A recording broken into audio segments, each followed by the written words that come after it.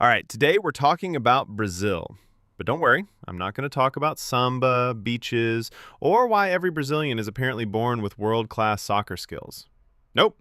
This time, we're talking about investing in Brazil. And trust me, what's happening there right now is way more exciting than the World Cup. Okay, maybe almost.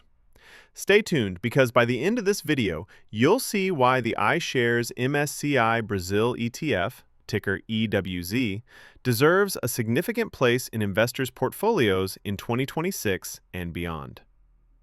I've been deep in emerging markets for years, and right now I'm genuinely pumped about Brazil. Let's break it down. Three massive pillars that are lining up perfectly. Pillar number one, the rare earth elements revolution and the mining exposure inside EWZ. Brazil is sitting on the world's second largest reserves of rare earths, 21 million metric tons.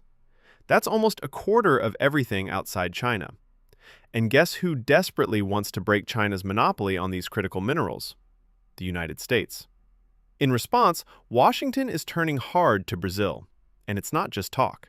In 2025, important bilateral summits were held, and real money investments were made with direct financing from U.S. institutions such as the Export-Import Bank and the U.S. International Development Finance Corporation.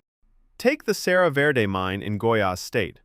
The DFC just committed up to $465 million for its expansion. This single project is being explicitly positioned as the non-China alternative for strategic supply. By 2026, it's expected to produce between 4,800 and 6,500 tons annually, and U.S. giants like Apple and Boeing are already in line for priority access. This is only the beginning. Over the next few years, Brazil is projected to attract tens of billions in new mining investment.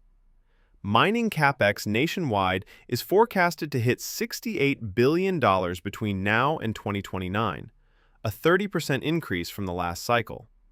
Companies like Vale, which is over 9.4% of EWZ, are right at the center of it all. When Australia rode a similar wave a decade ago, its mining stocks ran 150% in 5 years. History doesn't repeat, but it sure rhymes. Pillar number 2, Fintech, the absolute rocket ship that now dominates EWZ.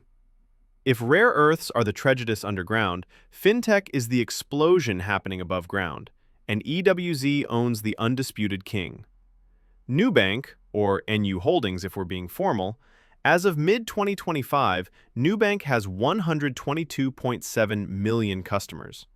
That's more than the entire population of Russia. It's already bigger by customer count than Itaú, Brazil's largest traditional bank. And get this, Nubank now makes up almost 11.4% of the entire EWZ ETF. So when you buy EWZ, you're not just getting Brazil exposure. You're getting a massive slug of the fastest-growing digital bank in the world. Last year, Nubank's revenue grew 44%, net income jumped 92%, and it's still trading at a reasonable valuation because the runway is enormous. 70% of Brazilians have smartphones, millions are still unbanked or underbanked, and every interest rate cut, which is coming, makes lending even more profitable. This is PayPal in 2005, Venmo in 2015, and Revolut in 2020, all rolled into one stock inside your ETF. You also get the monopoly that profits every time trading volume explodes, and it will when rates come down. Add in the broader 38% financials allocation, the heaviest sector weighting in the ETF, and EWZ is basically a fintech plus banking growth machine wrapped in one low-cost package. Pillar number 3, traditional banking and the massive interest rate cut cycle that's coming. Brazil's legacy banks, Itaú, Bradesco, Banco do Brasil, together control over $3 trillion in assets and make up a huge chunk of that 38% financial slice I just mentioned. Credit is still growing 15% a year, even with the Selic rate at 15%. But here's the fun part. Inflation is cooling fast, down to 4.6%, and the market is pricing in serious rate cuts starting early 2026, potentially taking Selic down to 10.5% or lower by the end of next year. Every 100 basis point drop has historically sent Brazilian bank stocks up 15 to 20% within 12 months. We saw it in 2017, we saw it in 2019, and we're about to see it again. Add the 2026 presidential election into the mix. I'm not predicting who wins, but I am reminding you that pre-election years in Brazil almost always come with extra fiscal juice and looser money. We saw fiscal spending jump 2 to 3% of GDP in past cycles. The U.S. has every incentive to keep Brazil stable and friendly right now, so expect supportive trade deals and plenty of foreign capital flowing in. Put it all together: cheaper money, booming credit, a millionaire population growing 8 to 9% a year, and banks shifting hard into high-margin wealth management. And the financial sector, which is a whopping 38% of EWZ, is perfectly positioned. So where does this leave us today? Let me put the actual performance numbers on the table, because they speak louder than any forecast. As of November 19, 2025, EWZ is up an incredible 43% year-to-date in USD terms.